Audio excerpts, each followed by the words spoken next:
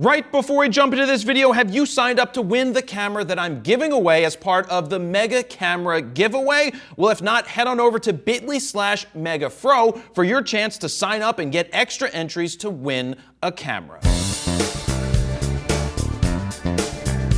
Jared Polin, FroKnowsPhoto.com, and today Sigma announced 11. 11? That's right, 11 new lenses for the L-mount Alliance. That means for any cameras from Leica that have the L mount on it, the S1 from Panasonic and the S1R will be getting these 11 lenses. They are the 14 1.8, 20 1.4, 24 1.4, 28 1.4, 35 1.4, 40 1.4. There's a lot of lenses. It takes a while to read 11 lenses. 50 1.4, 70 2.8 macro, 85 1.4, 105 1.4, and the 135 1.8. Now keep in mind, these are the Art Prime lenses. There are no other Art Zoom lenses yet being released. Now, is that because Panasonic makes zoom lenses for their new S1 and S1R that are coming out?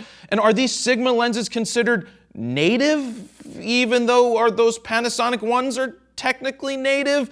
That's an interesting question because they're all a part of the L-mount Alliance. Now, Panasonic has the 70-200 f4, the 50 1.4, and the 24 to 105 coming at the launch of that camera system. But the 70-200 f4 is $1,700. If Sigma makes their 70-200 2.8 sports lens for the you already know what I'm going to say, for the L-mount Alliance, then it would be a hell of a lot cheaper because that's a $1,500 lens. Why would you go with an f4 over the 2.8? Are they competing with each other? It kind of seems like they're competing with each other right now because the 50 1.4 is $2,300 that Panasonic makes, whereas the 50 1.4 on the Sigma is something like $900. So why would you go with one or the other? I'm leaving that up to you guys because the big question is, even though Sigma is a part of this major alliance, do you consider it third party or is it now first party? Or is first party only when it's a Leica camera with a Leica lens and a Panasonic with a Panasonic lens, and is one better than the other? And are they competing with each other? They shouldn't, because they're all part of an alliance. When you're a part of an alliance, you work together. Just like how we're all gonna work together in an alliance to say this: L-mount Alliance. Doesn't that feel good when you're sitting in your cubicle and everybody's looking at you going, what the hell are you talking about? And you're like, I'm watching Jared from FroKnowsPhoto talk about the L-mount Alliance. Psh.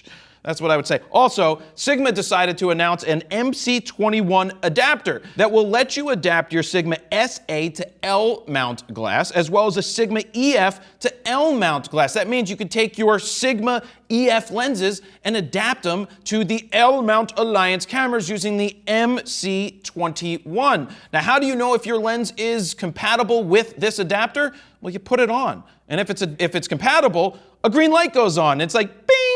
You can use this lens. Actually, you know what it should say, Stephen, when it does it? It should say, you can use this lens on the L-mount Alliance. Whatever, stop saying it already. But the one caveat here is that there is no continuous autofocus with this adapter. Will that be something that they update in the future? I certainly hope so, because if you're going to adapt your lens, you're going to want to be able to take advantage fully of using the full capability of the autofocus. So what about pricing and availability? Well, at this point, we can assume that the lenses are going to be priced the same as they are for the other mounts like Nikon and Canon and the Sony E-mount. But the question is, would they be smarter to drop the prices for the L-mount Alliance lenses to try to get people to get into the L-mount system? I don't know that they would do that, but that would be a kind of a good business practice to force people into that direction if that's the direction you want to go. Though maybe it's a bad business practice because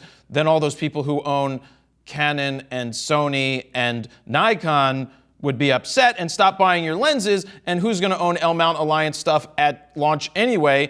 Not too many people, because there's not a lot of cameras that are available. Now, in terms of when they will be available, we've seen in the past that for the Sony E-mount, it took 4 months from the time of the 4 months from the time of the announcement for them to become available. Now, I'm not even sure when the S1 and the S1R are fully coming out. I believe it's sometime in March. I would hope that some of these lenses become available sooner than 4 months to give people options beyond just the 3 lenses that Panasonic has. So what do you guys think about this? Are you interested in going to a L-mount Alliance system at some point because of all of this glass? Is this native glass? Is it not native glass? What do you think about adapting lenses to the new system? And that's where I'm going to leave it. Thank you very much, Jared Polin, FroKnowsPhoto.com. See ya.